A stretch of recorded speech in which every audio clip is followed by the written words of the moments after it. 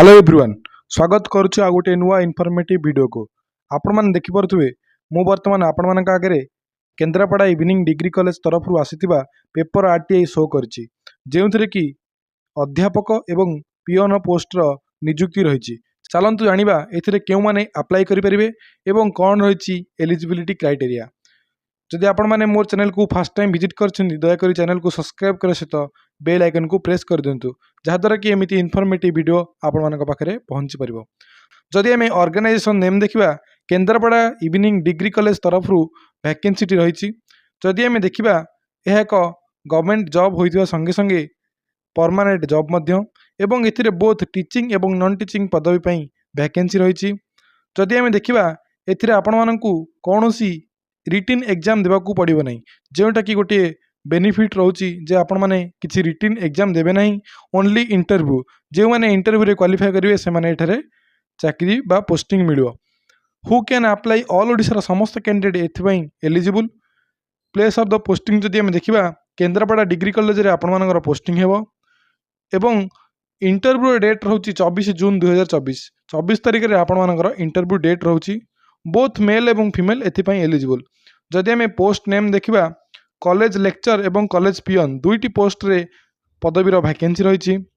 जदि आम education qualification देखा आपण मैंने जदि पॉलिटिकल साइंस किंबा इंग्लिश रे पीजी कंप्लीट करछंती मिनिमम 55% मार्क रखी पास करछंती तो आपण माने निहाती भाव में अध्यापक पदवी पई एलिजिबल बा अप्लाई करि परिबे।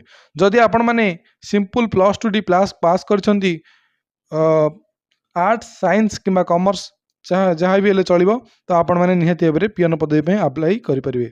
जदि आम एज लिमिट देखा मिनिमम एज 18 वर्ष और मैक्सिमम 55 वर्षर एज लिमिट रोचे।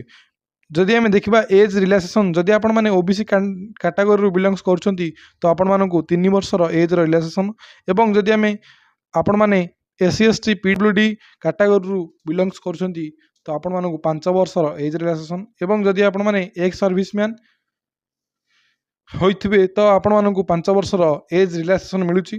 जदि आपण माने SC ST विथ PWD तो आपण मानकू 15 वर्षर एज रिलैक्सेशन मिलतु।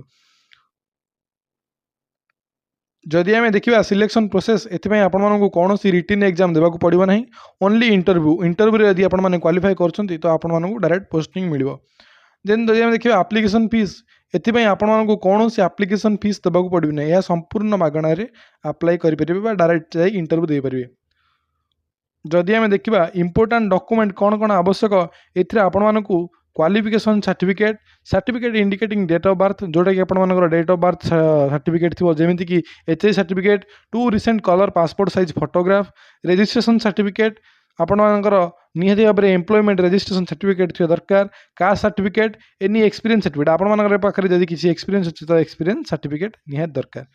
जदि आम देखा इंपोर्टाट डेट यह ऑलरेडी स्टार्ट हो सारानी एवं आपण मैंने देखिए इंटरव्यू डेट केबे रोची 24 जून 2024 10टा आपण मैंने जो मैंने पॉलिटिकल साइंस रे अप्लाई करथिबे पॉलिटिकल साइंस अध्यापक भाव अप्लाई करछंती तो सेमानंकू 10टा AM रे जाई कि रिपोर्टिंग करिया पड़िबो। जदि आपण माने इंग्लिश अध्यापक भाव अप्लाई करुथिबे तो आपण मानंकू 12टा सुधा जाई रिपोर्टिंग करिया पड़िबो। जो मैंने पियन पदवी पई अप्लाई करछंती सेमानंकू 24 जून 2024 2टा PM रे बा सेकेंड हाफ रे आपण मानकू रिपोर्टिंग करिया पड़िबो। तो आपण माने देखि परथुवे आपण मानक आगे मु पेपर आर्टी शो करछि तो आपण माने फुल डिटेल्स रे जानि परबे। आपण मानकू एठी पूरा डिटेल्स रे तांकर मोबाइल नंबर एवं मेल आईडी से माने मेंशन करछन्ती किछि भी असुविधा से मानकू कॉल करिबा मेल करी आपण माने बुझि परबे। जदि मोर इन्फॉर्मेशन टी आपण मानकू भल लागिछि बा आपण मानकर किछि उपकारी रे आसीछि तो प्लीज वीडियो को लाइक करियो सहित बेल आइकन को प्रेस कर दियंतु एवं चैनल को सब्सक्राइब कर दियंतु जहाद्वारा कि एमिति इन्फॉर्मेटिव वीडियो आपण मानक पाखरे खूब शीघ्र पहुँची पारिबो।